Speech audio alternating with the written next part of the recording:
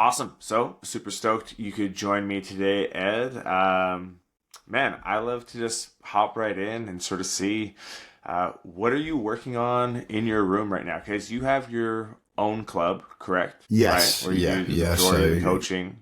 So what's yeah, sort of like the big what's your room look like right now? What are you doing? What is your focus, and how have you sort of landed on that? Let's say. it looks like a mess, which is kind of what we want. Yeah, it's again, honestly, it changes from kind of week to week. I've I'm constantly changing my approach and my style of coaching, almost like on a monthly basis as I kind of learn more about the students I'm working with, and we go from there. So it's the thing what I'm working on at the minute. It's honestly, it changes so much. I think anyone who has started to use like an ecological approach, I've been kind of playing around with it for about 3 years now. You'll realize, I think, very kind of strict and exhaustive planning of what you're going to do and how you're going to do it is a bit of a waste of time, because you'll get into the room and you'll start to try and implement this, perfectly crafted plan that you've had, and within 10 minutes it's not working. Honestly, do you know what the biggest problem I have? And I'm sure this has come up before, because I obviously study a lot of different coaches, and a lot of coaches outside of kind of combat sports, and a lot of the research that you'll find that's done with kind of the ecological dynamics framework is done in team sports and various things.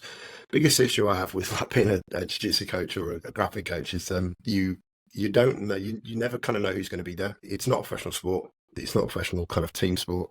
So, for instance, like with the football coach, or like any kind of team sport, you have a team. You have a team for a year usually, so you know who your players are. You're not going to have random people turn up each week, so you can go in knowing exactly who's going to be there. You know how many people are going to be there. If anyone's going to be away, you know they're going to be away. So you can have an idea of how to run things throughout the year. This is one of the biggest issues I've had with whatever kind of approach to kind of learning that you follow. It's always a case of you turn up and it can be completely different people, or it can be a couple of people that are kind of constant. Sometimes there's three white belts and a blue belt, and then like I'll turn up for my gi classes they're very quiet, but they're a bit they're random in the grading kind of thing, because we have a lot of high grades. Three white belts and a blue belt, maybe a purple belt, and then I'll turn up on the Friday and it'll be like four black belts and a brown belt. So it's like it's very, very hard to have these kind of set plans and kind of curriculums to work through a lot of the time. I kind of want to be a team coach now. I want to move off into something else where I can have a bit more kind of consistency, and have the ability to kind of plan more with kind of the coaching. I don't know how you've kind of found it yourself, but I think it's just the nature of jiu-jitsu, and it's very much a hobbyist sport, and you can never be certain of who's there, who's not going to be there, and things. So Yeah, I mean, that is the one thing, very much like you. Every time I read every awesome coaching or educator resource, it talks about the ability to, like you, the assumption is you'll have these people, not even just like people for a set duration, but you'll have them for a set frequency throughout that duration, two, three practices a week. Where like, you could even, in a jiu-jitsu setting, maybe you could have that fundamentals class that only has set people on the roster, but there's no guarantee they'll all be there in any given day, and that you can, plan the way you'd like. That's always the biggest struggle. And I've heard some people who get around it by trying to like designate days for certain students, or having, very right. tiered classes as some way to try and get a little bit of stability in who shows up, because hey, only these students could possibly show up for this beginner session or this, advanced session. I think the closest thing most coaches could have is like a comp team, but how many coaches really have Mm. a comp team that isn't five guys? Like of Cool. that would do it in that sort of scope. And like it is probably the biggest challenge in trying to take best practices and bring it into jiu-jitsu. There's also something that, when you see these books about, pretty much we'll just call them all the ball sports, right? A Mm. coach who teaches at U17 level, that kid or athlete already played a bunch of that sport. Like you read a lot of stuff and they're dealing with like professional or about to be professional or pursuing a high level of like a scholastic sport. And jiu-jitsu doesn't really have a developmental track in that sense. Wow. Maybe now we can get a little bit closer because of the growth of the youth side of combat sports in general. Like you look at like a youth, like a kids Pan Am's tournament now. Now there's a gang of kids who are probably going to train from 4 all the way through. But that didn't really exist. So to be able to like have coaching built on people having experience, that'll be a new thing. I think that'll be where you'll see a lot Yeah. of like change and growth. Just like a observation I have, because yeah, when I'm looking at all the literature and all the best practices that you can see, there's all these assumptions that would happen for like a real sport, but we're sort of not a real sport in that sense. There is no Right. infrastructure that allows what's happening even in the city over be similar to what people in my city are learning. There's no, I think it's very interesting. What are your sort of thoughts? Because I know you've obviously thought about it too, but just riffing off that. There's a clear divide. I think when most of the research is going to be done on professional scores, which is the thing. And there's a big divide because obviously what we do, there may be some people who are considered professional, but it's still not a sport that you can earn a living of just being an athlete, or very, very, very few people can. And even if you look at the few people that are earning a living being an athlete, it isn't purely through their kind of athletic endeavors. It's seminars and instructionals and all this kind of stuff. So, like as I say, the research that you find if you go into the journals, you talk to the people doing the research. It's very, very hard a lot of time to kind of transfer that across to the environment we're working in, because as you say, there are these assumptions that you're working with professionals, you're working with high level people, you're working with people who are fully committed to the sport, and it's their job. And as well, the idea of like a developmental track as well. If you look at any kind of top coaches, again, any other sport, the top coaches work with the kind of the main athletes, the first team athletes. So their involvement with that kind of developmental process and the grassroots kind of bringing people into, whether you call it fundamentals or whatever you want to refer to it as, like that isn't an involvement that is going to be coming from those coaches. And it tends to be these coaches that people are looking at. I've played about with kind of splitting the classes and having like kind of a beginners or primer class and then main classes and things. But logistically, everyone's going to be restricted. Anyway, we're restricted because I don't have a full-time academy. I don't have access to an academy which is ours. We're still renting kind of mat space, so we're very limited as to what we can kind of get. We're still sharing mats with the legitimate martial arts, the real ones like Krav Maga and Aikido, the really effective shit. So we have to take what we can get and work with it. And now if I start to go, well, okay, this class is going to be for the more advanced, this class is going to be for beginners and all this kind of stuff, it starts taking away mat time from the athletes and the students, which ultimately is incredibly detrimental to them. So if I had a full-time academy and I had access like 24/7 to a facility, like I'd be coaching in a very different way. But I'm having to try and coach in what I feel is the best way for everybody. And the point you made about the competition team, that's something that if you have competitors, they have to have training separate from kind of the hobbyist, because there's a way of their training is going to it's going to be different at a certain point. Especially if you look at people who have no interest in competing, for the competitors, for them at their level, they have to have kind of performance training and things, and that isn't something that hobbyists really want to do, and it's not something I'd want to force the hobbyists to do. And then the problem becomes you're talking about a small number of people in this competition team, so then you're losing the variability in training partner, and then there's going to be a certain diminishing returns at that point where you get very, very used to the training partners you have. And you said like a competition team of 5 or 6 people, you can do performance training, do competition training with them, but it's going to get to a point where they know each other very, very well, and it's trying to replicate competition training with someone you're very, very good friends with, and you kind of know each other's games inside out. It's incredibly unrepresentative of what a competition environment is gonna be. You can you can try and kind of bring in various things to make them anxious and reward kind of loss type stuff.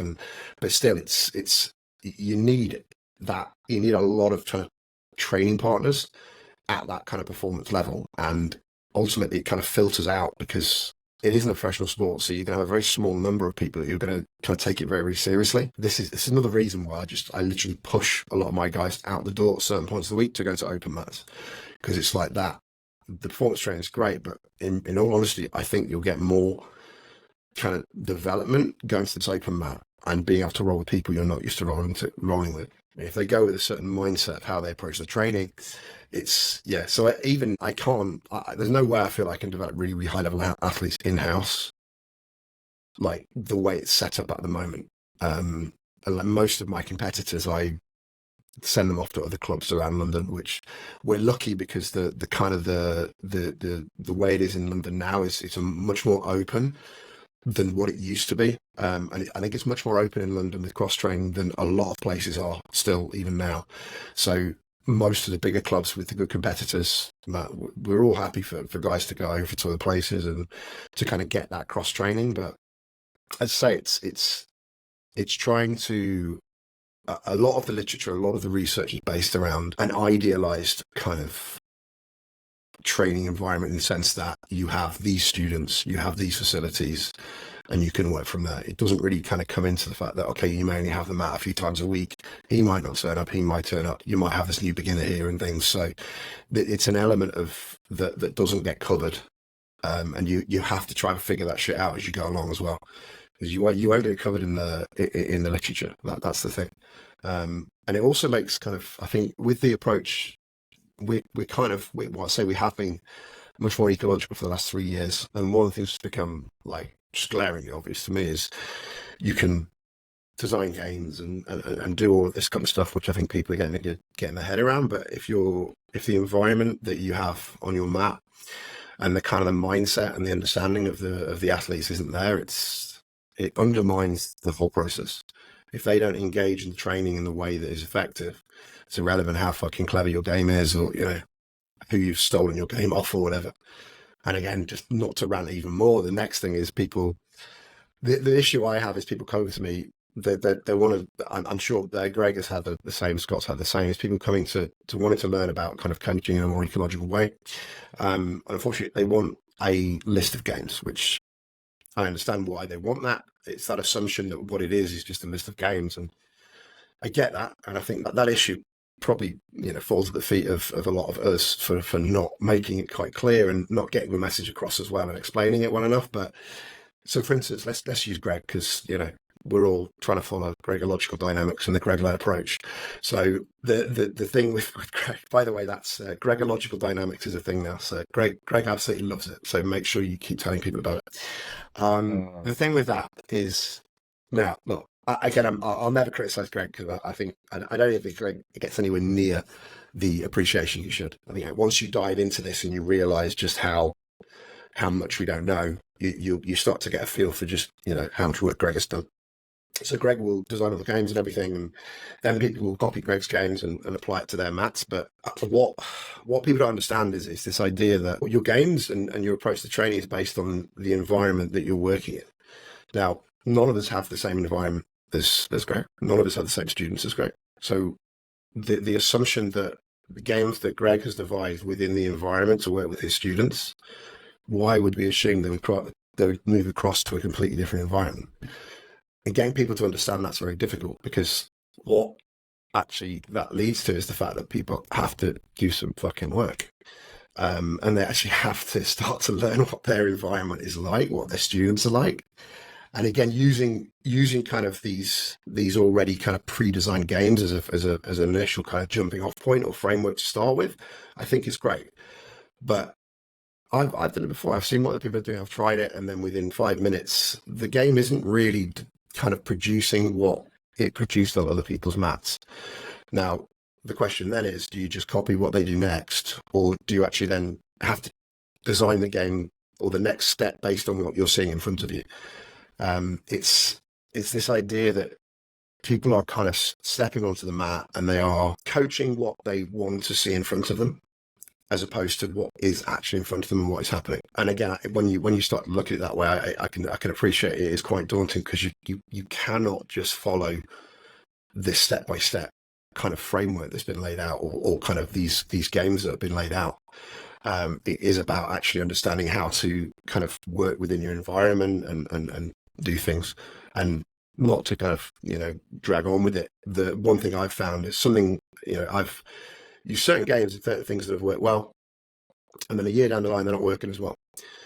The reason being is within that year, the people have developed, people have changed, or have new people in. The environment is going to change. It is dynamic in that sense. It isn't set. So even if I had this really good list of games which worked really well with my group, a year down the line, it probably isn't going to work the same way, because the people are going to be different, whether they're completely different people and new people in, or whether their development has moved on and they're at different points. So, as I say, for me, the biggest issue with the current approach is getting across to people that you can't just be given a list of games, because, as I say, it's the idea of my environment and my team being the same as Greg's or Scott's or yours it's completely ludicrous. And if you do that, it does ultimately undermine the whole idea of kind of ecological dynamics, which is everyone has different capabilities and everyone is different. So trying to then, get this perfect set of games and put it onto people, you might as well find what you think is the perfect technique and try and put it onto people, like the IQ approach. It's almost the same fucking thing. It's trying to find something, that fits for everybody, and it undermines, what is the whole idea behind the ecological approach. Yeah. The idea of the games list comes up all the time. I've had people ask me, there's a lot of resources where people are trying to at least compile them.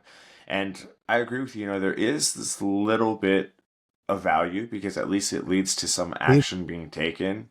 There's just so much that you need to be doing as a coach to actually make it meaningful, because, man, my games change all the time. We'll have same themes, same ideas, but the room changes. But also, like, you can't use my games because my athletes have a pre-existing set of stuff that they've worked on and developed. So this game, I know, will sort of play out in this way, because at our school we have a certain way we always like to engage, just by the nature of the way your experiences craft your game design, right? And that's super important to understand. But it's also, I think, one thing that really has to happen is the big shift of, and you start talking about what you want to see rather what is actually happening. And this actually goes back a little bit to when you're talking about like lesson planning. Like, I remember, I think maybe 3 years ago when I was playing with it too, is like my lesson plan was like very detailed on like, this is the game. This is sort of like what my key cues are going to be for the offensive player, for the defensive player. The next game is this, the next, it's like, now I don't really do that at all. And, sometimes I can feel like, oh, am I being lazy? But not really, because I'm essentially putting all my energy into like live on the fly coaching, being student centric in that sense, rather than me coming in with like my desired outline. Because I'll make up the games on the fly, and I don't think it's necessarily a bad thing. It's probably the best thing, truthfully, if you can do that. But it takes a little bit of comfort. And I think one of the biggest challenges sometimes is coaches don't want to fail in their practice design. So they want something that seems proven, because they don't want to look like you just set up an activity that's complete shit. But you have to, because if we are big on trial and error and repeated touches and being able to, get that direct feedback from actual participating and engaging with this thing, it starts with the coach, and I think that can make it really hard for a coach to lean all the way in, because until I try and fail and I see what words have this effect on the way my students play versus what phrase it, like, there has to be that iterative process. And it can be hard to do, because you're supposed to be the man, let's say, as the coach. You're supposed to have it figured out. They're coming to you for a service. You're supposed to deliver this practice that is, lights out. but they can do a thing, and you look like, oh fuck, they don't know why they're doing this, and they're just or like all these thoughts that'll run in your mind as the coach. Yeah, And I think that is why people really want that safety blanket of this shit works. So yeah, if I say it and I do it and I explain it the same way, like there's so much variability too. Like I've talked to a lot of coaches now, just in the way people like to introduce games. Some people, I've seen some people, they don't even fucking show anything. Like they just verbally mm. describe what the game is, the start position task. But like I think that's good. I that think, might yeah, not, that might not work for me though, because of my room is so absolutely. varied in their experience with what's happening. So like the way I introduce games and I do them is like super different than a lot of people, but it's because I've realized like that's the best way that I can get them focused in on what I actually want them to Yeah, get out of this activity. And there's yeah, a whole spectrum of things there that really comes down to you the coach. But I think a lot of people just won't even tap into that because they're yeah. trying, and it's not a bad idea to try and copy and I think, mimic because modeling is one of the best ways to learn, initially. But it does put a cap rather, on what you can do sometimes. yeah. Can yeah, let me jump in there because I've got Mm-hmm. I've got about 10 points. But that like everything you said, like I agree with pretty much everything you said there. I think it's really so what you said about kind of like I've been coaching since purple belt. Um I think I've just gone, yeah, in fact a few weeks ago was my seventh year as a black belt. So I've been a black belt for 7 years. I've been teaching since purple belt. I've fucked up everything so many times now. As a coach, I've like, I mean, when I first started, again, it's that assumption at the beginning, which we're all kind of used to, that as soon as you get that purple or brown belt, you can coach now. It's like, well, I've never taught anything in my fucking life. It's like you can't coach. You can maybe start now trying to learn to coach because you have enough kind of experiential knowledge of the game to then maybe start trying to coach. But it isn't a case of just because you can do, you can teach. The thing you said is like, for me, I went through periods where I was so detailed and I was very detail orientated, and to me it was like the more detail I can give them, the better. And I started to realize they weren't actually getting that better, and it was almost a case of I was trying to show how clever I was. I mean, I was almost trying to show them how much I knew, and that was definitely at the beginning when I first started teaching as a purple belt. I felt very kind of underqualified, which I should have because I absolutely was, and I almost felt that every time I stepped on the mat, I had to show them that I knew loads to kind of justify myself as the coach. And then over time, when I started to be more comfortable, I began to realize this maybe wasn't the best way for them to get better. And it really was this idea of it was about me. It was about the coach. It wasn't really about how best I can coach to me. I don't care if my students think I'm an idiot, which the majority of them do. As long as they're getting better as fast as I think they can, I don't really give a shit because it isn't really about me. I'm used to people thinking it. And the designing of the games, like now, like I have a rough idea, and the coaching happens on the mat. That's the thing people have got to get their head around. You can prep, you can plan, and you can prep, and you can absolutely. I think all this is great, but ultimately it's the idea of the ecological approach is the person or the organism or whatever is adapting to the environment in front of them to find an efficient solution. Now, as a coach, you have to adapt to the environment in front of you. So the changes within the games and the restraints, that is about you getting better at adapting to the environment and potentially trying to change the environment in order to help the person get better. You can't do that before the training, because that environment before the training isn't the same as in the training. It has to be, it's as a coach, you are learning to adapt and become more efficient within your environment. Now your intention, your goal within that environment is to improve the grappling, the jiu-jitsu, and the outcome of multiple people. Their intention is to, each student is to develop and become better at adapting to the environment to grapple.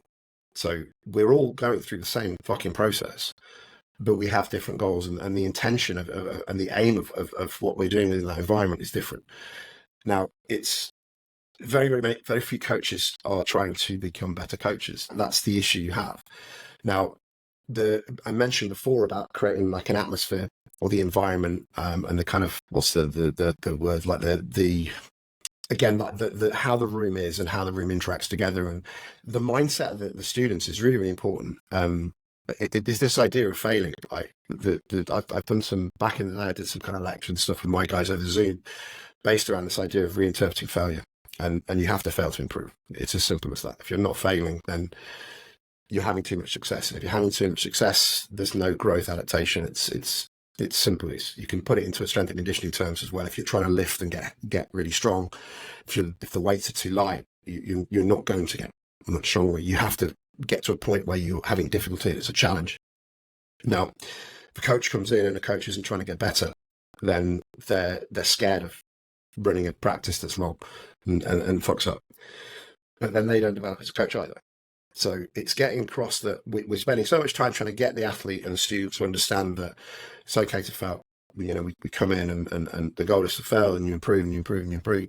Now, as a coach, if you want to get better, you've got to do the same thing. You've got to run some shit practices. You've got to do some work, because that's going to allow you to develop. Because it's going to give you a challenge as a coach to kind of push on and improve. So I don't think anyone has flipped this around yet and kind of aimed this approach back at the coach. This ecological dynamics approach has been aimed very much at the student and very much about how the student gains knowledge and improves. But like the fucking coach is doing the same thing, sure. And the better you can become a coaching, which in this instance is working with the environment and finding ways to improve, the better they're going to become as well. But it's the looking at coaching is just, it is an afterthought in Jiu-Jitsu and grappling. It's the actual becoming better as a coach. It isn't the case that being better as a coach for most people is gaining more knowledge. It is watching another Dan TV and having more kind of template answers for you. Like, in my opinion, that is not becoming a better coach. You're gaining knowledge, but it's not. Again, it's knowledge. It's this idea of knowledge about and knowledge of. That is all knowledge about. That is all that's secondhand knowledge from someone else. You have no idea about how this works within the environment. Now, for you to understand how it works with the environment, you've got to throw it into the environment and fuck it up a little bit. Now, as you say, as a coach, there's that fear of making mistakes and people thinking you don't know what you're doing. I don't think I know what I'm doing half the time, but I'm very clear with my students about that. And it is a process, and it is, I'm very comfortable saying I don't know the answer to things. I think this is something I'm quite good at now, because I won't, again, back in the day when I was purple, brown belt, you go through a phase, I think, where you have a little bit of arrogance, and you probably think it's a whole bit of a kind of you go through this kind of developmental phase of being riddled with Dunning-Kruger, and you think you know everything, and then you realize you get to a point, it's like, okay, I don't fucking know anything. And anytime anyone asks me a question, I'll try and answer it. And they were absolutely times where I was making shit up on the spot, because I was like, shit, if I don't have an answer for this that doesn't sound reasonable, he's going to think I'm a moron. So I would bullshit it. And it would be me trying to save face. And it purely down to the fact that I was running a very coach-centered and very kind of egotistical man. And you have to kind of develop self-awareness to go, hang on a minute. This isn't helping them. It's helping me protect my fucking ego, which, fine. But ultimately, if I don't know, I'm going to tell them I don't know. Because what will normally happen is that I don't know. And then everyone starts working at it, and some fucking white dog will come with an idea, with their answer to it. It's like, shit, that's it. See what that white dog just did there? Yeah, that's what we don't know. As black belts, that's what we don't fucking know. It's what that white dog just did there. And it's allowing that, to work as a group within that atmosphere. But yeah, that approach has to feel. You as a coach, you have to challenge yourself. If you stay within that kind of circle of kind of confidence and competence, you're not going to push yourself. You're not going to grow and adapt as a coach. So what I'm doing at the minute, and I've been doing for a while, and it's kind of worked out quite well for me. I obviously have this club we have this club that I kind of coach at IOG. I still have free time. I have some affiliates that I've been working with for a long, long time, back in my kind of hometown of Lincoln. I have a black belt there now. He's very, very good. But I go there once a month, and I do like a class with everybody, or a session with everyone. I do an hour beforehand with all the coaches as well, and we work together as coaches. I do the same thing in Milton Keynes, which is about an hour from me. I go there once a month, because this idea of me coming in and doing a seminar once a year, it's a fucking waste of time. I cannot do anything in one session that is going to have any kind of, impactful, positive impact on her or anybody. But the way I see that as well, I'm going and trying to help them and trying to help the other coach there as well. Because I'm kind of practicing. I'm going in and I'm working with a group of people I don't work with every day, and I'm trying to coach to a slightly different room, a slightly different environment, and I'm using that as a way to try and help me get better. Very recently, I'm teaching at a gym, maybe it's about probably 40 minutes from where my gym is, but I kind of live in between. And it's run by a guy called Dan Cox, who I came up through the kind of the grades with. We were both under a black belt called Nick Brooks, who was a Roger Casey black belt, and he unfortunately died just over 2 years ago. But I've known Dan for like 10 years or so, and he's one of the people during the pandemic. He was fantastic for me, massively helped me. Affiliationing, whatever that means. He's affiliated to someone else because it suits him better. But now I'm now going to teaching on Salika, his club. So I'm teaching at a club which is a completely different affiliation to me, and I don't care, because again I want to help Dan and I like Dan, but I'm now getting to work with a group of students once a week at a different club, which allows me, it's a completely different route. I'm trying to integrate a little bit of what I'm doing with them, and it's allowing me to try and improve my coaching as well as trying to improve them as athletes. And interestingly, I didn't even think about this when I agreed to do it, but it's one of the big things that I got asked multiple times at the Ecopalooza. It's a terrible name that was, by the way. But I believe in America it's a big thing. It's like, oh, Palooza, but to me it's a terrible name. Sorry, Denise and Rob and everybody. One thing that came up a lot, especially when I was kind of doing my talk, was people were trying to coach this ecological way, but they weren't the head coach. They were just one of the coaches. Now, the gym was still pretty much running under a traditional sort of IP approach, and they were trying to coach in a more ecological way inside a gym, which is IP. Now, at the time, I provided as many answers as I could, but I was very clear, like, I have no fucking idea how to do that, because I think you're almost kind of two very different environments to make both of those approaches work. Because again, the IP approach, the cognitive approach, it's not that it doesn't work. We know it does work, but if you have that approach, there is certain things you kind of get your students to do, and ways of thinking with your students that are going to make that more efficient. And then with the ecological approach, maybe their mindset and practice is going to be slightly different to make that work. So I've now put myself in a position where I'm trying to do that. And it only kind of occurred to me the other day. So I'm running the Nogi kind of class within a club, which still is very much traditional and IP.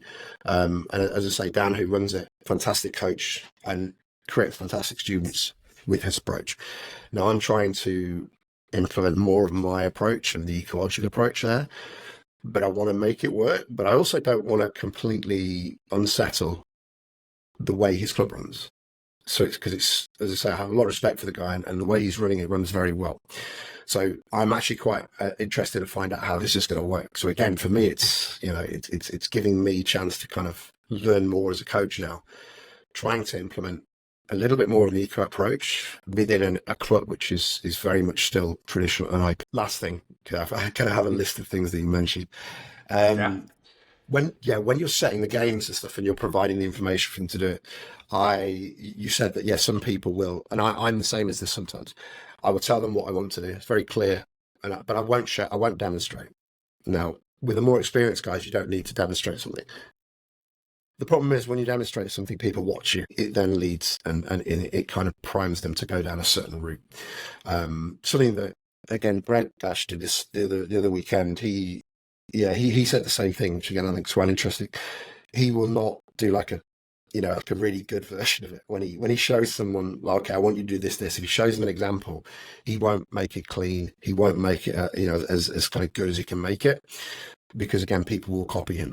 Now, I always try and get different people to do a quick example of how they would do it, but I'll avoid showing or just describing a game and then showing a really good solution to that game in a quick demonstration.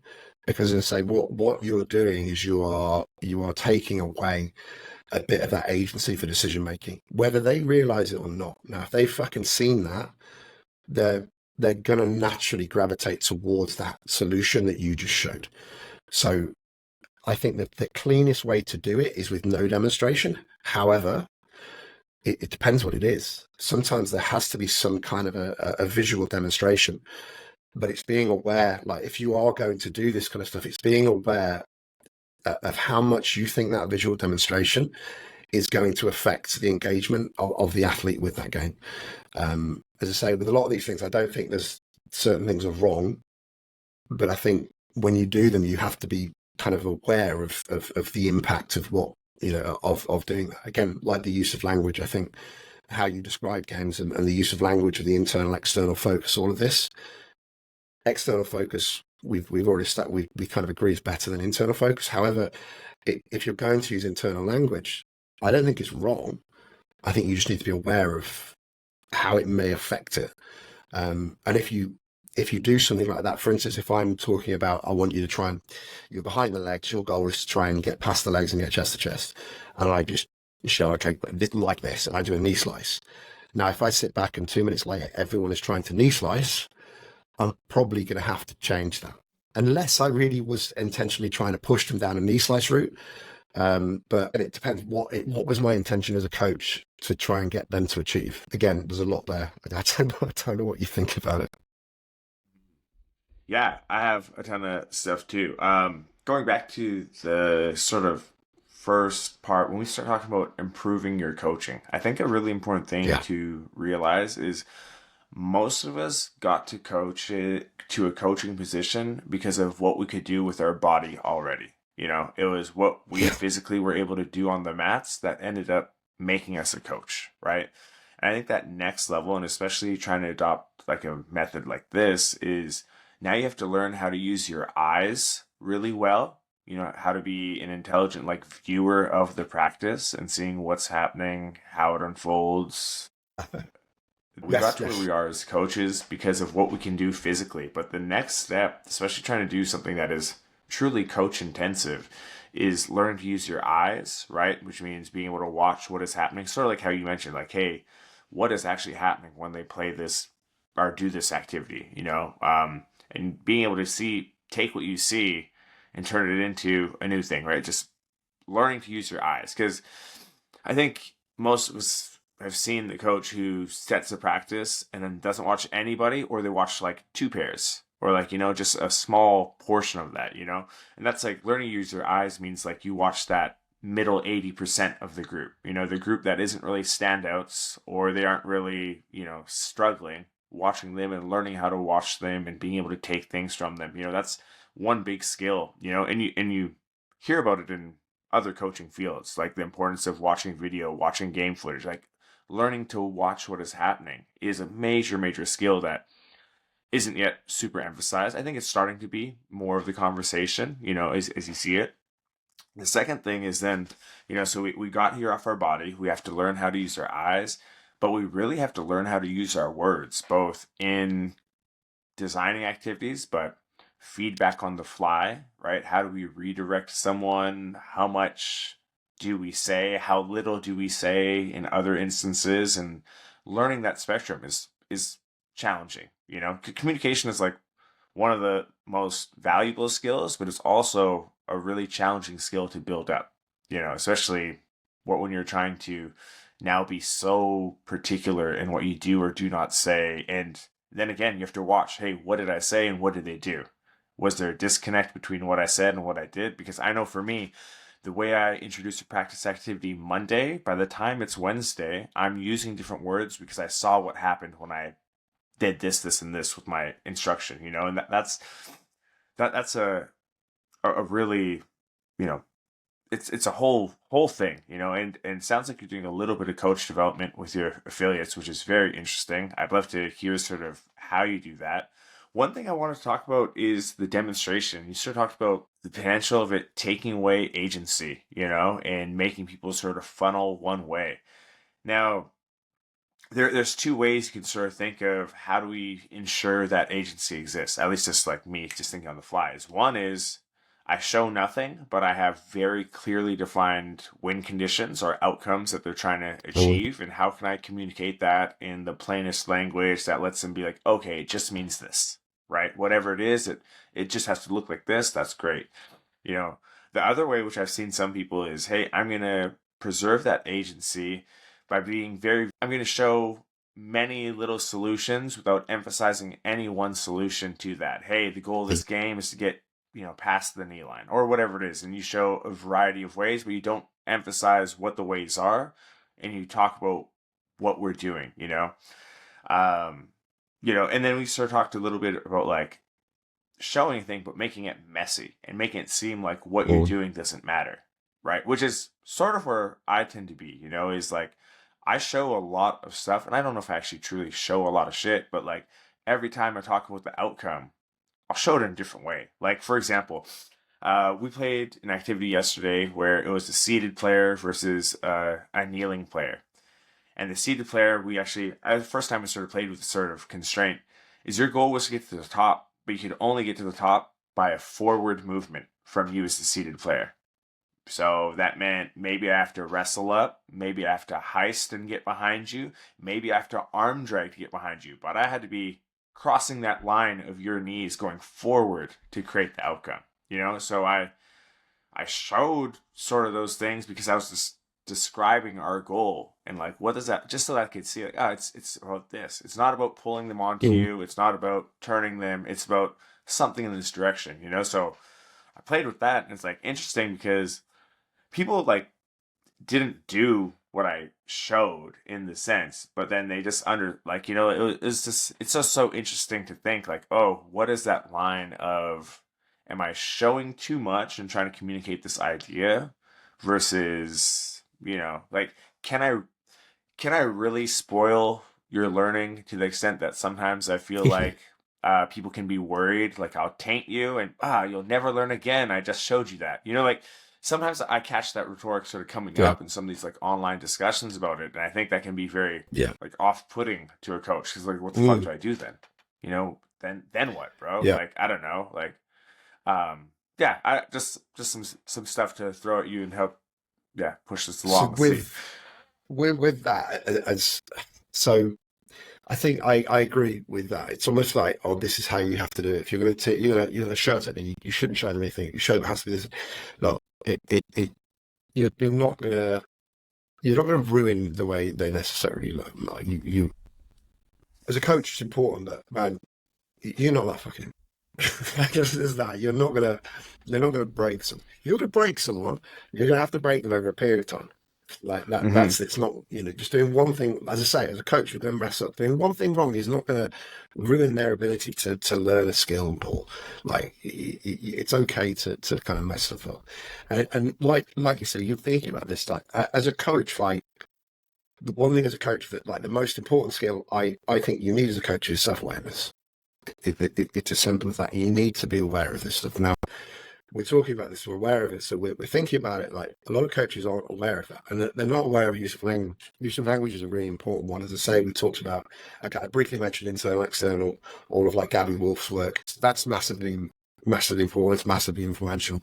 The use of certain kind of language, and I'd love to see Gabby Wolf. Have you read much of her work? It's again, it's on kind of use of internal, external focus. Mm-hmm. Yeah, I've definitely explored a lot of that stuff. Yeah. I would love to see her on one of the podcasts. Anecdotally, Josh Peacock, you'll know Josh Peacock, does the combat learning. Yeah, fantastic. Again, met him the weekend. Josh Peacock reached out to her and tried to get her on, and she just shot him down. He was devastated. Basically, he's in love with Gabby Wolf, and he can't get Gabby Wolf on. And I think so. Well, I'd love to hear Gabby Wolf talk to one of the people within the kind of combat community about this, but I don't think she's particularly keen to do it. But her work is so influential, and it's hugely influenced the way I kind of approach my communication skills and this idea of what I'm using my words for. And like for me, like I came up through like a psychology undergrad degree, I did a master's in neuroscience. I was doing a PhD in psychology and neuroscience. So all this stuff And it was all around memory. So, and one of the things that always comes back to me was something I learned at A level. There was a study, and for some, I think it was Loftus and Palmer. I may be getting names wrong, but it's a really quite famous study, and it's on use of language, and it's to do with eyewitness testimony. And the way the study worked, there's a video. You smile, you probably know what I'm going to say. There's a video of a car colliding with another car, and they showed exactly the same video to two groups of people, and it was the strength of the verb that they used. One of them, they said, "How fast do you believe the car was going when it bumped the other car?" And the other one was, "How fast do you think the car was going when it smashed into the other car?" The estimates of speed were just wildly different, and that was the same video, same conditions, and the only difference was the use of the verb in that sentence. Now that verb completely changed the way they remembered it. So this is so important as well. When they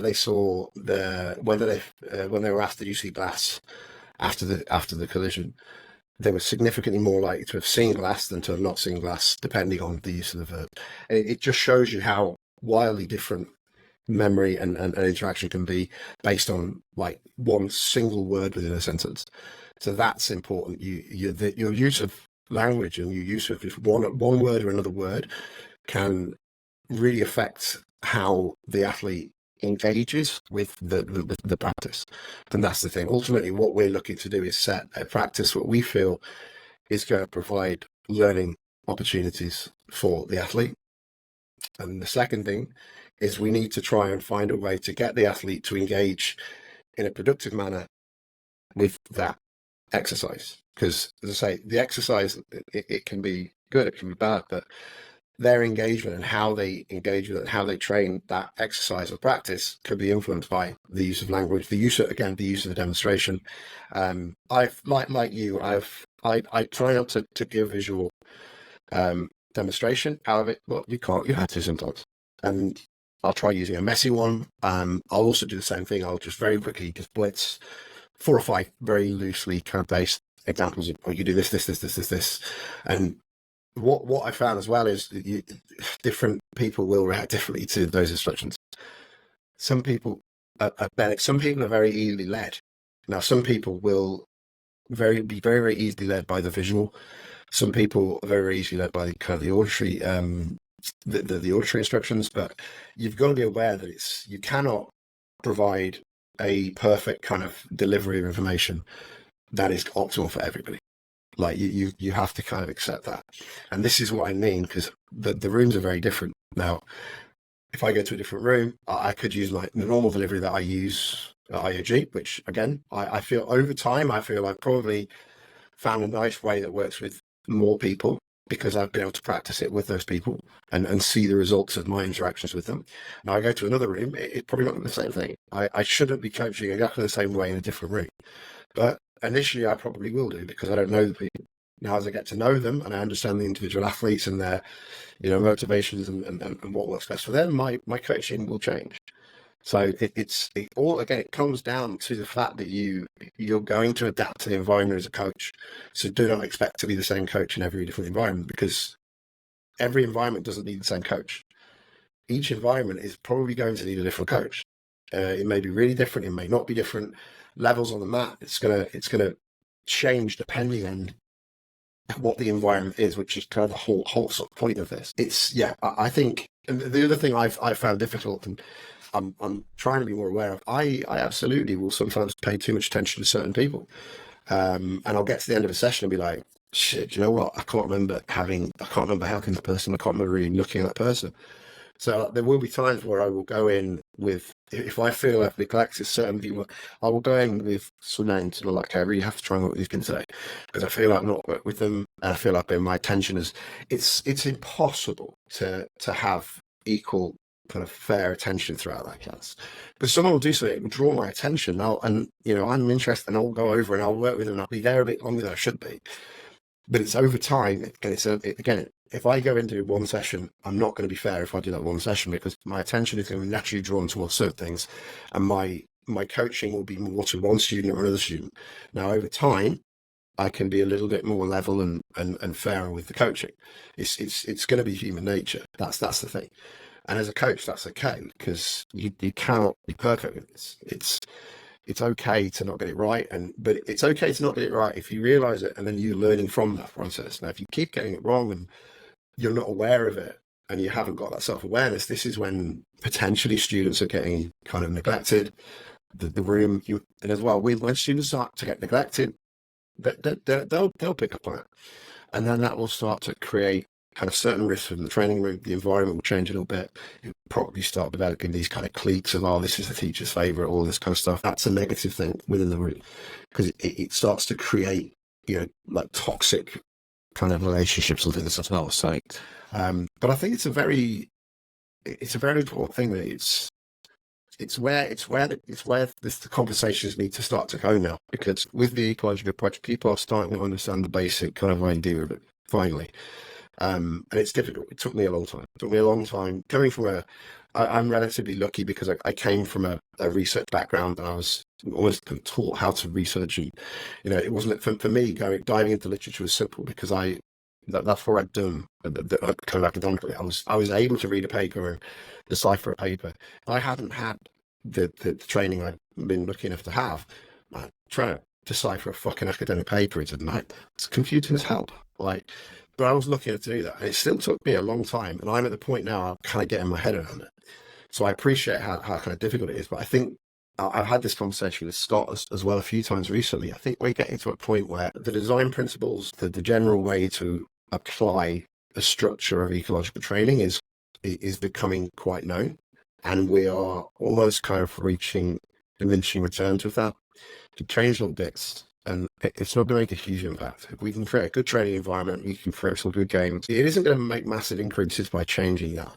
What's going to make massive increases is with the actual coaching on the mat at that time and how you interact. An area of interest for me, I put forward like a very loose framework at Ecopalooza. I can't say that without laughing still. At the Ecological camp in America. Again, they're going to be so annoyed at me that I keep making fun of the name, but I think they know me well enough now that I'm going to. For me, when I did my kind of talk, which again, interestingly, I thought it was a keynote. I got there was no kind of projector or anything. So I kind of gave the keynote in a PDF to everyone with their phones. And I started off within 10 minutes, a keynote presentation turned into an hour and a half Q&A. Because to me, like if I basically continued teaching to what I wanted to be in front of me, I would have just done a fucking keynote. But within 10 minutes, I realized that wasn't the environment that I was dealing with. And we shifted and we started to do a Q&A. But the thing I'm finding, and the thing I put forward with this idea of what I refer to as kind of interventions. Now, when you do go over, you talk to a student because you maybe feel they're not interacting with it well enough or engaging well enough, or there might be a mistake. It's how you do that, and whether you directly instruct, whether you change the constraints to try and push it in a certain way, whether you provide a question, be that indirect or direct, to try and shift their focus of attention. I think this is really important because what I did, I've been working with, obviously I have my coaches, which are loosely affiliated to me. I don't like the idea of affiliation systems and things, but I've also been working with other coaches that they've approached me to work with coaching. And what I found is most of the stuff I've been doing with them isn't about kind of the principles of the ecological dynamics and stuff. It's actually about their coaching and their interaction on that. And where this framework came from was I got everybody that was working with me to use GoPros or kind of attach their camera to their chest or to their head was better, but a lot of them didn't want to do it. So what I could see is I got them to film the whole class, so I could see when they were intervening and roughly how they were intervening, and I tried to categorize the interventions into different types. And I got to see how they were happening. So a lot of people, I feel there's a term I use which refers to as like the writing or the correcting reflex. It isn't my term. I've stolen it. I can't remember who I stole it off, which is not good. But it's this: you have a natural. If you think about back to when you were coaching the old traditional way, there's a natural kind of instinct of you set a task or you show a technique and people are doing it. And you walk around, you'll see something which is you see as an error. Now, your natural instinct is to go over and correct that error. Now, we obviously don't want to do that now. We have to kind of suppress that in a way because an error will naturally be a learning opportunity for them. They can figure this out. But when you do intervene and you do decide that that's an error, I'm going to go and provide some sort of information. Whether it's a demonstration, whether it's verbal, and it's verbal, is it questioning, is it direct? And I started looking at how people were doing it. What I found interesting is people had no idea. When I talked to them about it, they had no idea that they tended to intervene significantly this way as opposed to this way. And when I made them aware of it, they hugely improved without me telling them what to do, because I just made them aware of, do you realize you have a tendency just to, anytime you see a mistake, you go over and you correct it, but you correct it with a demonstration? Or do you realize you go over and you give direct instruction every time you're correcting something? So it allowed them to kind of, with those coaches, it allowed them to kind of self-correct, because I just basically drew their attention to something they weren't aware of. But what it allowed me to do is start to kind of create this general framework of how to, how you, not how you should, but how you potentially could intervene as a coach. And I think this is something people aren't aware of. You talk to them about this, they don't think going over and providing information, they don't think about how they're going to do it. Now, I'm well aware from watching my own kind of videos back, I'm aware that I have certain approaches to certain students. Now, some of that is I'm very aware of that and I'm conscious of it. And I'm doing that because I know the student and I feel this way. But a lot of it isn't. There were certain students I was intervening with primarily in one way than another, and I didn't realize that I was. And when I started to look at it, very similar to when you record your training footage, your competition footage, and you analyze it afterwards. I'm analyzing coaching footage. I'm trying to pick out whether I have kind of unconscious tendencies that are not necessarily best for the students. And it's becoming aware of that. And then it's learning, well, how can I best intervene? And ultimately, what the problem with this is, the way to get better at this is to actually get to know the student better. It's to have a better understanding of the student. At the end of every year, I do like, I think a lot of people do it, but I give everyone a self-report at the end of the year to fill out as how they feel their training went, their strengths and weaknesses, all this kind of stuff. And what I did this year, which ultimately ended up taking me significantly more time than I realized, everyone who filled this in, I offered to talk to after have a meeting. It was phone conversation, whatever. And there was probably about 30 or 40 people that did this. It took a significant amount of my time. They found it very beneficial. But for me as a coach, I found so much out about those people. And there was one specific person as well, actually. I hadn't noticed this. And again, for me as a coach, I should have noticed it. I didn't. He was having issues with the confidence. I saw that, but he explicitly said on the self-report that he likes to be told what to do and how to do it because he doesn't feel confident enough to try things. And I hadn't picked up on it until he wrote that. And I was like, shit, that's really important. So I had a conversation about it. I tried to explain to him the mindset and things. And sometimes telling people and giving the information isn't enough. You have to kind of work in other ways. So with him, for instance, with the interventions and things, I've been a little bit more direct. I've given him a little bit more sort of direct prescriptive information, which in a purely ecological approach, kind of it violates that. But I know it's doing that. And long term, the reason I've done this is not because that's how they're coaching, but I'm coaching him in a more direct and a more kind of explicitly instructional way because I'm trying to build up his confidence. And what has happened over the last couple of months is my interventions with him, or my information with him has become a little bit less. It's become a little bit more indirect and it's become less demonstration. But he's developed in confidence because he's had some short-term success from the direct instruction, which we know that direct instruction will give short-term success. We know this, but that short-term success was needed with that athlete, in my opinion, to build his confidence, to allow him then to engage with the training in a more open and confident and a way where he's much more comfortable to fail. As I say, this is coaching, in my opinion, and this takes time. It takes effort to build relationships and to understand the students and to understand how best to approach it. I do not believe there isn't one perfect way to apply learning and to train everybody, because they're different. Like, their actual capabilities are different, but mentally and psychological makeup is very, very different. If you have somebody who has really serious confidence issues, they're very anxious about it, of course they're not going to try things. They're going to be very, very anxious and they're very, very critical of themselves and they don't want to get it wrong. Now, as a coach, if you feel that being much more explorative and kind of experimental as an athlete is the best way to improve, You've got to find a way to get them to the point where they're confident enough to do that. And in my opinion, with this one individual person, becoming more IP with them over a short period of time allowed me to get them to engage more with the ecological approach. But as I say, these are not conversations that are coming up. It's about, well, how's the game designed? And what are the invariants, all this kind of stuff. And as I think we are reaching a point of diminishing returns by tweaking these things. And it's a case of there is so much there's so many more gains or kind of low hanging fruit that you can deal with if you look at it more on an actual kind of individual coaching and interaction side of things. Yeah, I love that a lot.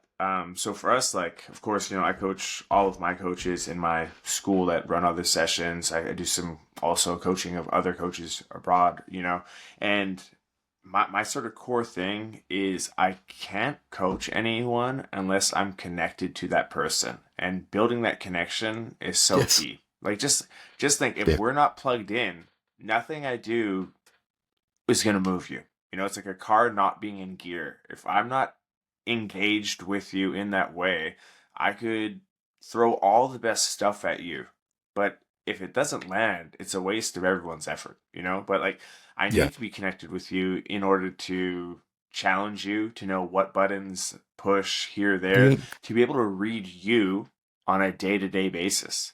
Is Ed coming in high energy, low energy? What's his challenge point today? Because it's weird. Today, that seems way more challenging for whatever reason. Like, and it sounds like, oh, now I have to pay attention to everyone. It's like, absolutely, sort of, yes. Like, if you think of the best coaches, just like across sports, you'll often hear that, like, their star athletes, once you get interviewed, like, oh, what do you think about Coach K or whatever? Like all those, like, you usually hear a lot about like basketball coaches. I don't know if they're like, people love basketball coaches, but you hear so much about the personal relationship that they had. And it doesn't mean that they were like going for long walks in the park. It just meant that that athlete felt seen every time they were in the practice room. Yeah.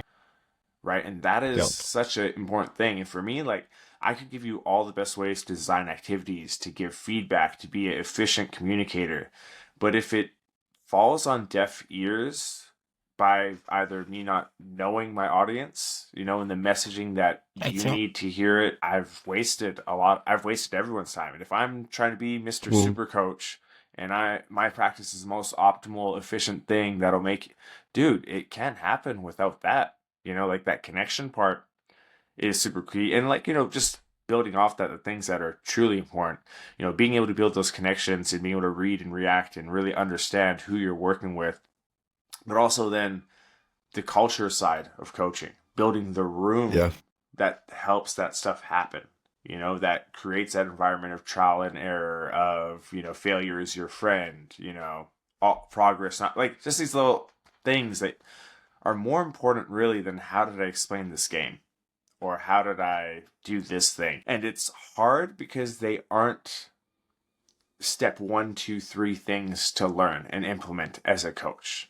I can't give you a really prescriptive process to be an efficient connector and to be able to know people and be reading people. You can only do that by trying, and that's sort of the thing. It's like, it's totally understandable to not realize how important that is, but eventually you got to see, like, connection is king.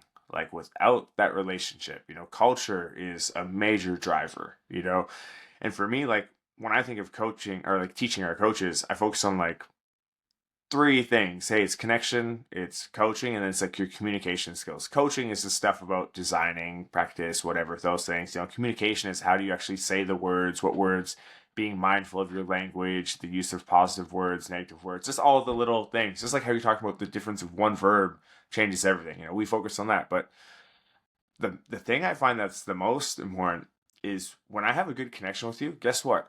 I feel okay fucking around and doing a shitty practice because I know my athletes and I know we have, and I know that because of that connection, we can play a long game together.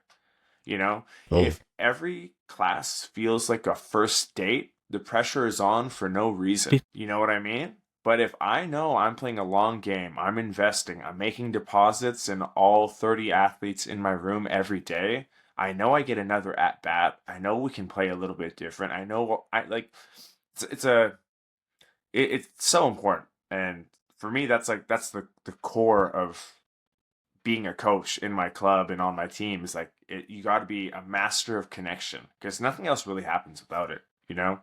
Um, yeah, I just totally agree with you there. I just wanted to rant about it. Yeah, so I think that's the thing. It's I feel with kind of our club, I'm at the point that where people will tell me what they think. I'm very much anti kind of hierarchy and all this kind of shit. I've for a long time. I think I appreciate why it works within some kind of well, that structure works in some environments. The way I coach, I think it causes more problems than it kind of solutions that it gives.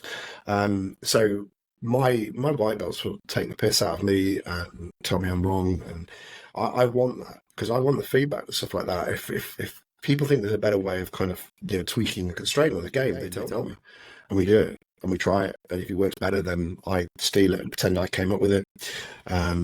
And if it doesn't, then I'd say, well, I wanted to do it this way, and then that white belt changed. Fuck him, it's his fault. So I can throw them under the bus, or I can take credit, which is great. But having that kind of environment where it's very open to that, and I've been in places where like you go in and you'll never question a black belt. You'll never question a black belt, and you'll go to some places where if you do, like you get destroyed. They will scream at you, kick you off the mat, or they'll roll with you later and they'll just beat you up. Now, for me, that's a very, very poor environment for development. It's a coach-centered environment. It's about the coach. It's about them being like the main kind of focus, and everything that's done is based around the coach. And ultimately, the coach should be you should kind of be the least important person on the mat a lot of the time. I a lot of the time with the training, I'll just sink into the background and let it go when I feel I can let it go. If I feel it's not being productive, I'll jump in and try and change things. But there'll be times where I'm very, very hands off for a whole session because what I'm seeing in front of me is people training efficiently. They're learning, they're developing, they're communicating. It's just like, man, I need to just get the fuck out of the way. Like, unfortunately, people aren't paying attention to me. Eyes aren't on me, but it's like, well, yeah, but that's not what's important. It's like if they're training well and I think they're developing and this is running well, I'm just going to disappear. If I'm needed and I can provide something which will help him train better, I'll jump back in and do whatever. But it's knowing when what to kind of do as a coach. And I think this is the problem with, as I say, with this again general idea of the ecological approach. A lot of coaches are not really understanding what their role is now and what they're supposed to do, but they're looking at it from that point of view of the old school way where you are a provider of knowledge. The way it is now, it really isn't about that. It's a facilitator, which a lot of people are using the term facilitator. It's your goal is to kind of provide, create, design an environment where you feel it creates the most opportunity for the athletes to learn. Now, that's actually very, really hard work. And that's where the attention needs to go. But it's not understanding what that is. And it's not understanding that for a coach, that's really what the goal is. You may have to tweak things in certain ways. You may have to be quite subtle with things. Sometimes you may have to pull everyone in and be very direct with them. But it's what are you trying to achieve? Like, if you are going to do something on the mat, you are actively going to intervene. What are you trying to achieve with that intervention? Now, it doesn't just have to be intervene the same way, because that might not be the best way. We're moving away from this idea that the coach comes in and they have all this knowledge that they're trying to kind of put on to everyone else. And even looking at the general kind of community and the instructions and things nowadays, like, I don't think I could break a technique down as well as Jordana, but I don't necessarily need to. Now, that's the thing. Like, my guys watch instructionals, and I'm not going to stop them. I think that's good, but I'm very, very clear. It's like, look, you're gaining ideas from these instructions, and I'm also quite clear on the language. The issue I have with instructionals is the language of instructionals. It's most of them are, this is the way you do this. This is, you have to do this, you have to do this. So with my students, I'm like, when you're watching whatnot, this is that they're showing a way of doing it. They're not showing the way of doing it. Because I've had it before. I've watched instructionals and now I've tried to do exactly what I've seen in the instruction. It doesn't work for me. And I've changed it, played about with it, and I found a way that makes it work. But it's not the way they say is the correct way. So as long as the athlete knows that, like, it's almost the instructional act as a way of finding ideas, and these ideas allow you then to try and practice and explore different things. It isn't a way of, because if somebody is trying to copy a technique exactly the way it's been done on an instructional, the chances of that working most of the time is going to be quite low. It's allowing them to know that this isn't a fixed thing. This is a way of doing it. Like, it's okay to change the grip. At that time, if you feel changing that grip is going to make this better, change the down grip.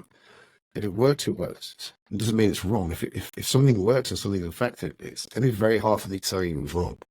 That's the thing. And again, it's getting coaches to understand that there is more to coaching than showing techniques.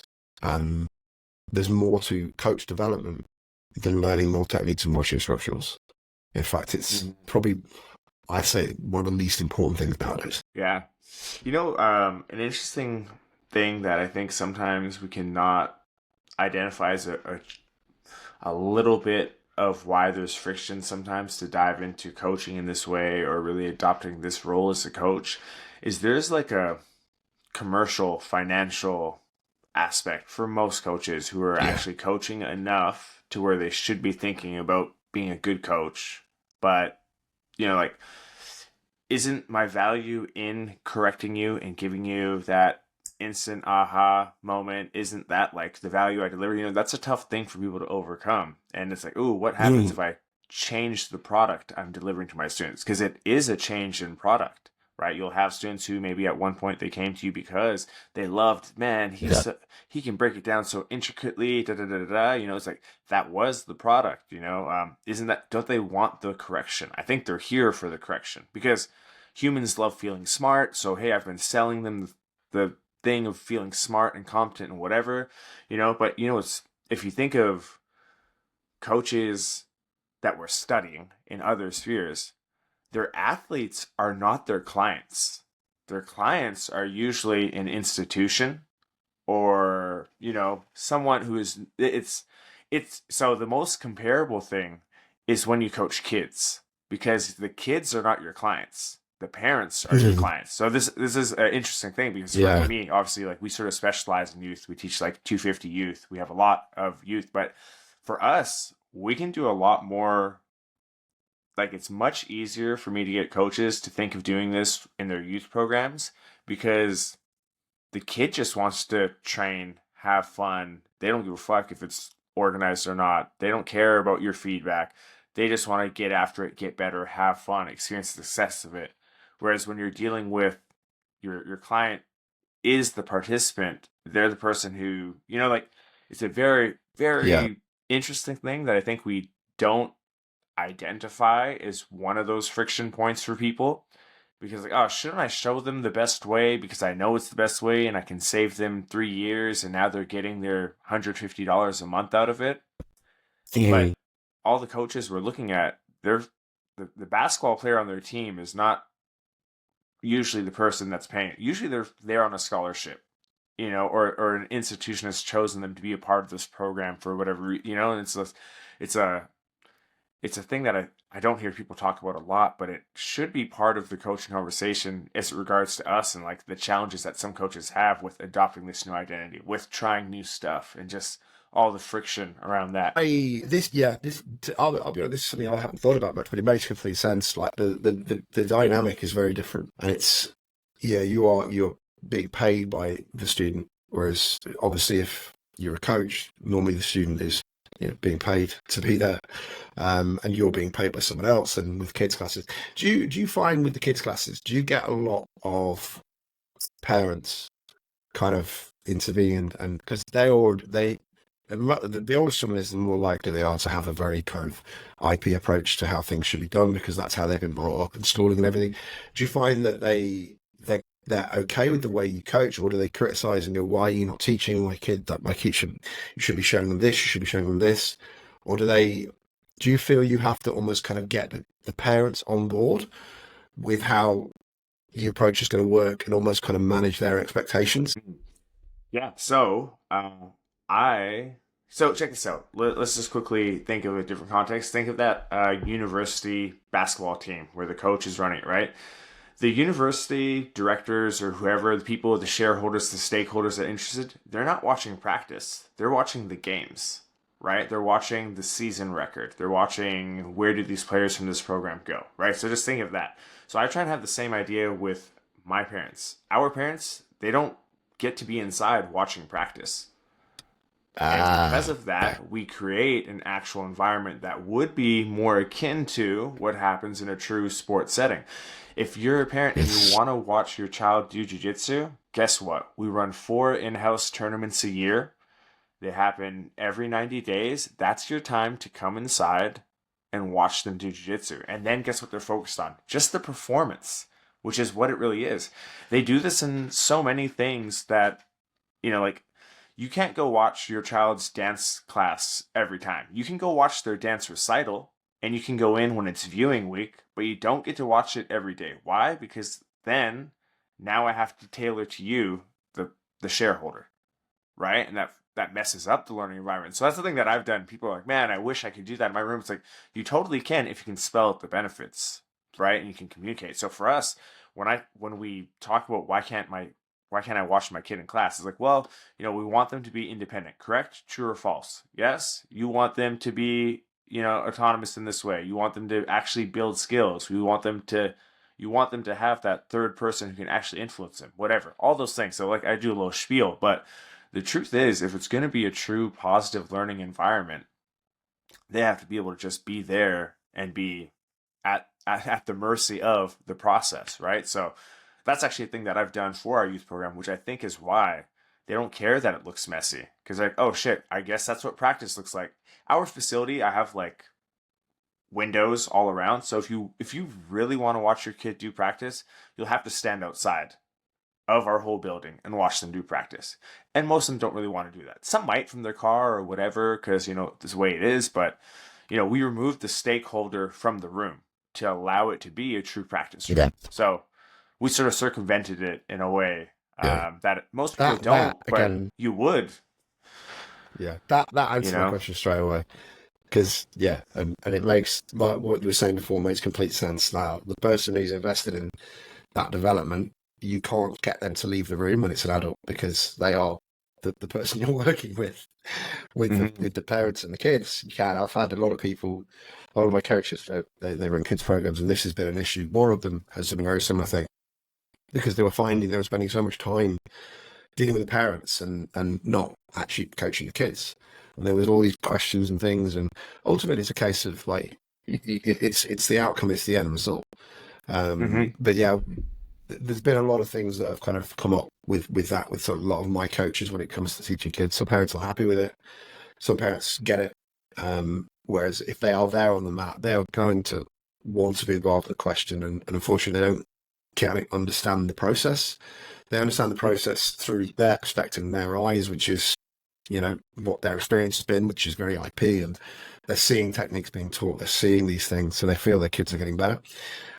Whereas when they're seeing what ultimately is chaotic mess and games, and they're just thinking, well, they're just playing on this, like, well, they are, but that's actually how they get better. But it's having to spend that time explaining it to them. But kind of cutting that off, yeah, that makes complete sense because you basically can just show them the product. And if you're confident that your process is going to lead to a good product, then there's not much you can kind of complain about. But yeah, with the student with the adults is going to be the person paying, and they're wanting to see things, and it's I'm trying to work on this idea of kind of integration or onboarding with new students and students crossing over. Like the luxury I have now is most people that come to us that are already kind of established grapplers, and they're coming to us because of this approach and because they know what we're doing. So they're buying in, they're bought in already. That's why they're there. But with others, they're not. And I've lost over the years. I've lost a lot of people because they don't like the approach. They don't understand the approach. On me for not explaining it enough or explaining it well enough. I've had a few come back, which has been quite interesting. Where they've left another market and I don't think it works. But as it's become more popular. I've listened to other people that are saying the same thing, and they've kind of come back. But I think that it's this idea of, especially with the adults, I think that you have to get them on board with the process, and there has to be a certain amount of kind of educating of the athlete for them to engage with the training properly, and to engage with the training efficiently.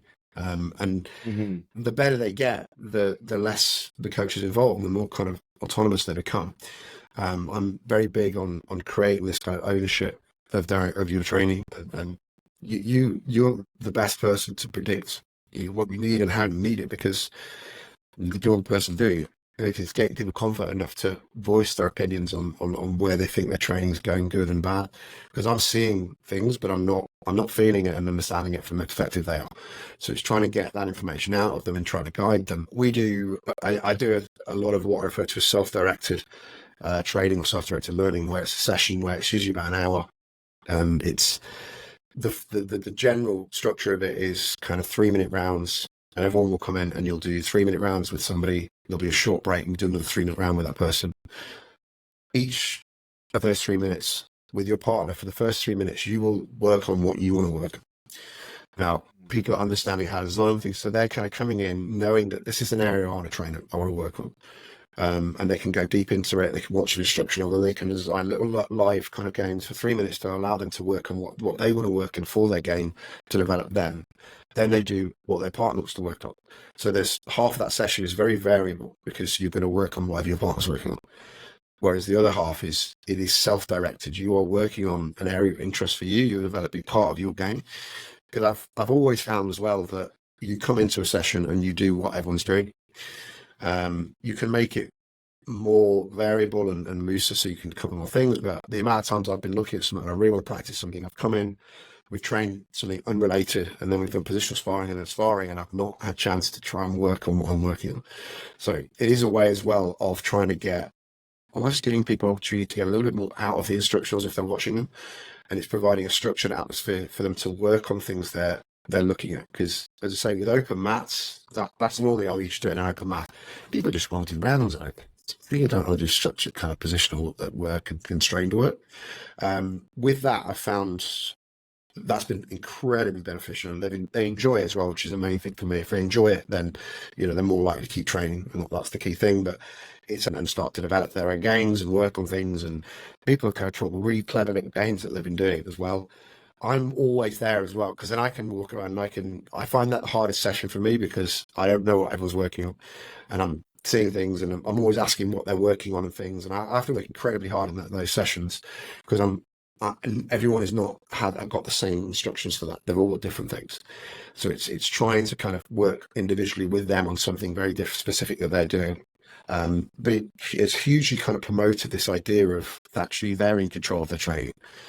And that's something that I think is really important. Once you get to that kind of higher level, like most of the top athletes they kind of train themselves. You get a group of really high level athletes. Most of them don't have a specific coach that will tell them exactly what to do and when to do it, with the exception of obviously like Danaher and that lot. It's usually a group of really high level. Look at Beating, for instance, as the coach.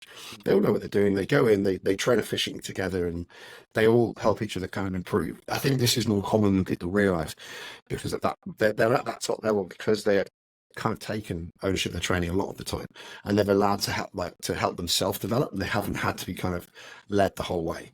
And it's creating an environment where they can do that, and it isn't then the coach getting a bit pissed because I'm not really the center of attention. I'd like to pull them all back in individual. They're all working on different things. They've all got different interests. They've all got different action capabilities. They're all potentially fighting different opponents in the next fights. They've got different competitions. So, man, why should they all be running the same practices and things? It's a logistics thing a lot of the time. It's how do you get that freedom, but also kind of keep the team cohesion as well with that. As I say, it's all, for me, it will be, to the day I stop coaching, it will be me just trying different things to try and find a way of doing it. And as I say, my coaching style will constantly change anyway, because it's a dynamic environment, and the environment will change. And what the environment kind of potentially requires of a coach at one point, 5-6 months down the line, the chances of it, that the coach needs to be the same then is very, very low.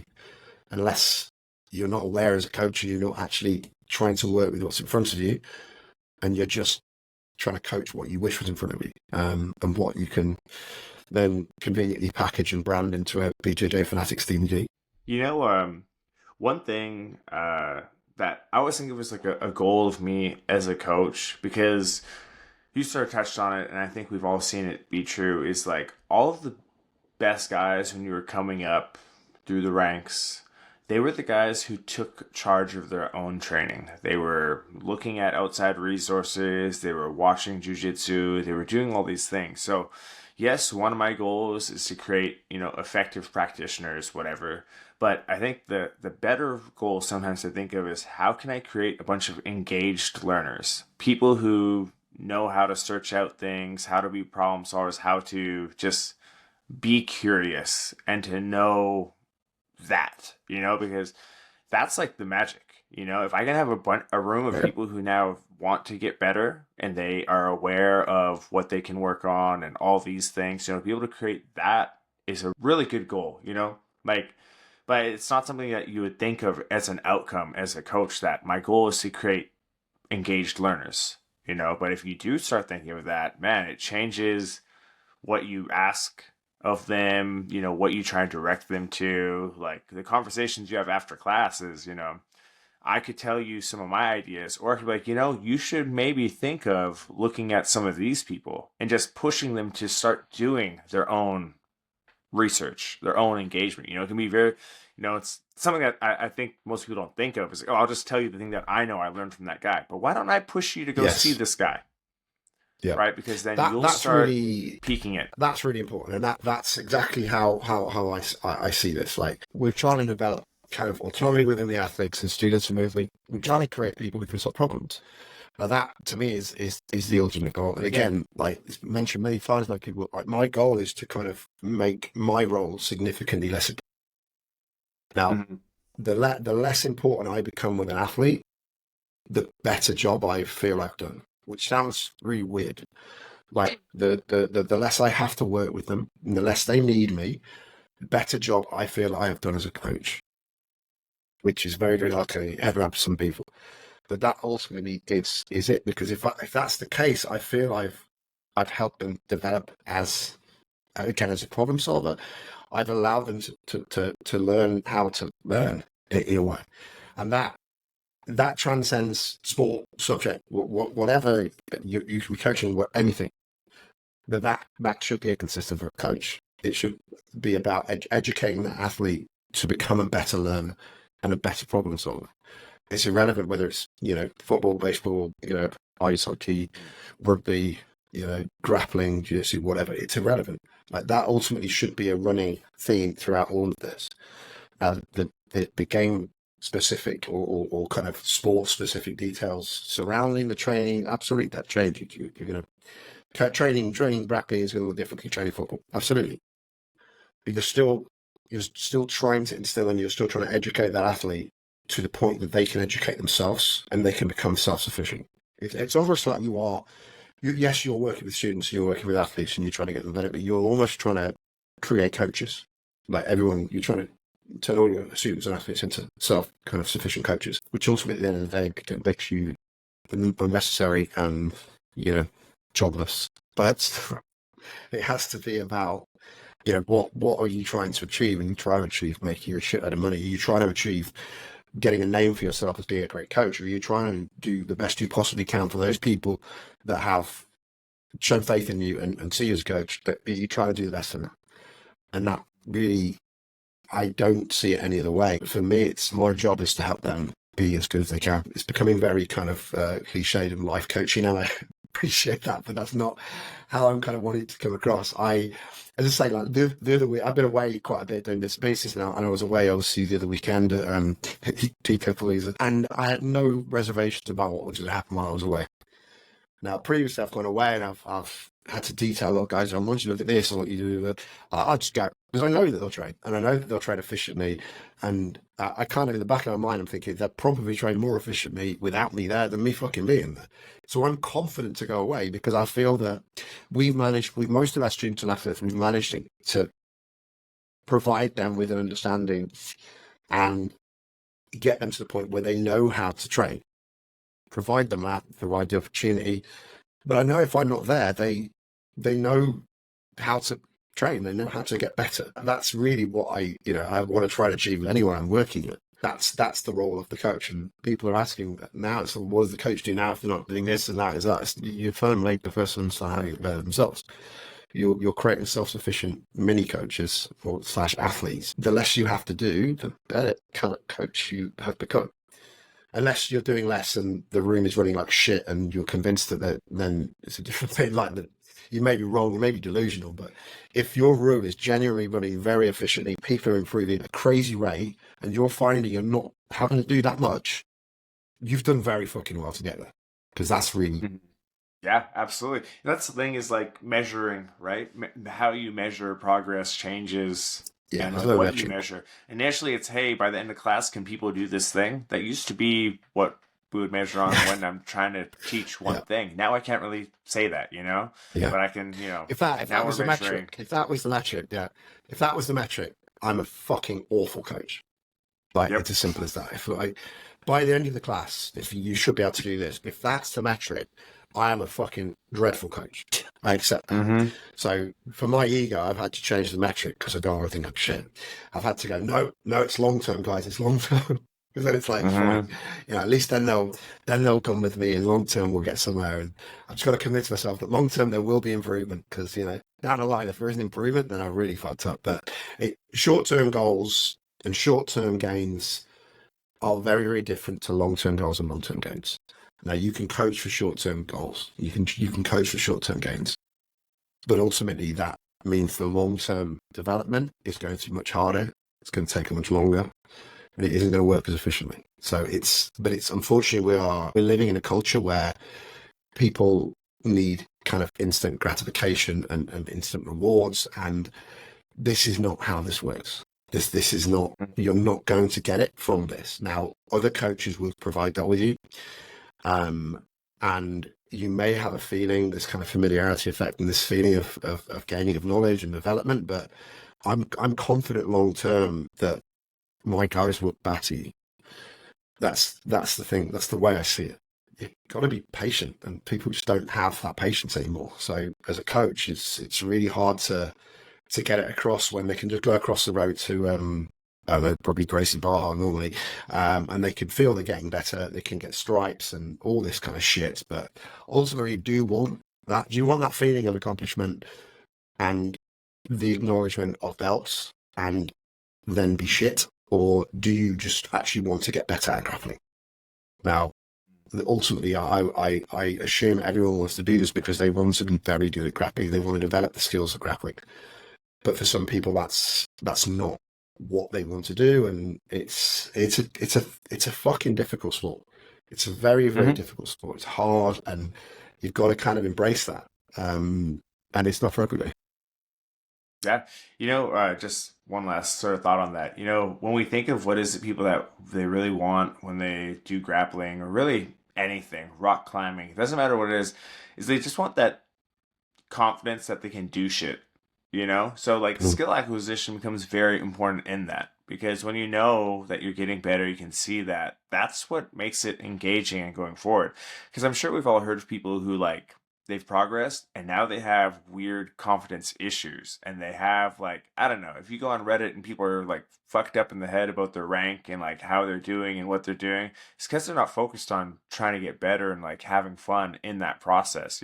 Like life is a confidence game in a lot of ways, and a good training room should be building that, even if it doesn't mean you're having success in the training room, just knowing that you're building something. You're aware of your shortcomings. You're getting better in these areas, but not in these areas. Like that's a very, very good thing of a well-structured room, is it should be forcing you into those situations. That is really what people want, is they want feeling of, and not just the feeling of, but the actual, owning something.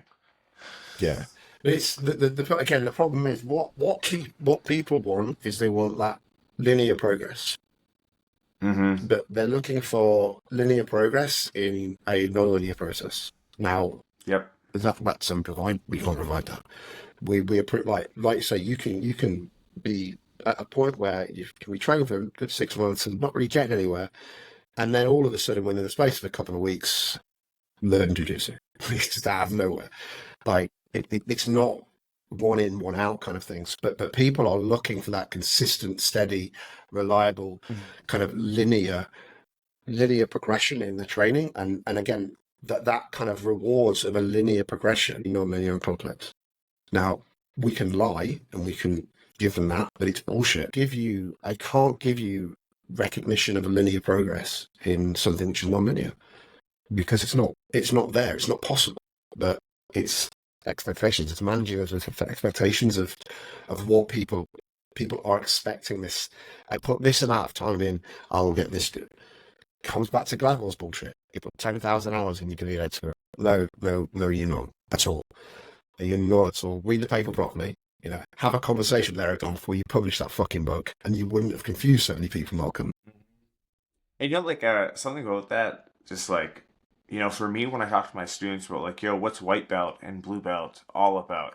For me, when I communicate to them, like it's truly, I think of it as linear, but the linear part is you're learning training habits, you're learning consistency, you're learning put in time, effort, all those things. But everything after that, like what it takes to be a purple belt, fuck if I know, bro. Your growth, you could go from blue to purple in a minute or in 3 years. You know what I mean? You could go from purple, like I've had people who've been purple belts for barely a year and they're already a killer brown belt.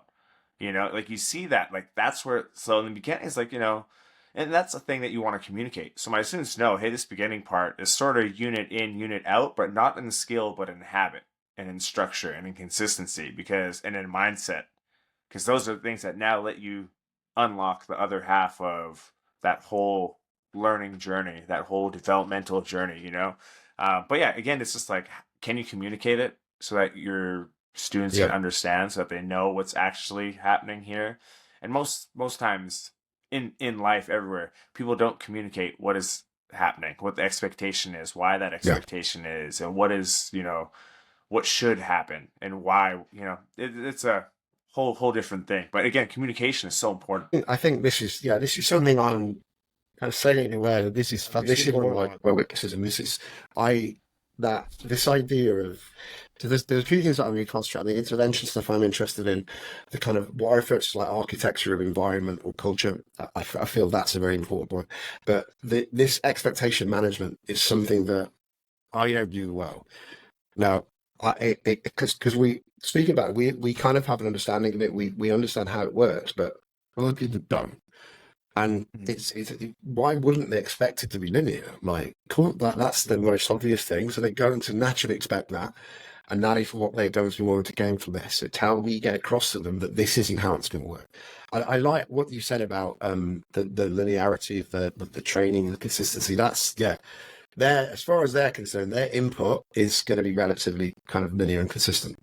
But the non-linear nature of the process is that output is not going to look the same as the input. That's the thing. But still, their input kind of has to stay linear. Now, if they drop their input, chances are they're still not really get great results.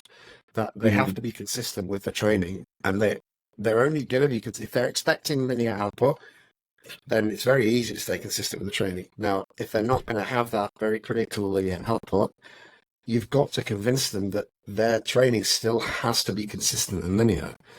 And they have to believe that the process is ultimately going to produce results, but those results are not going to occur at very clear set markers during their training.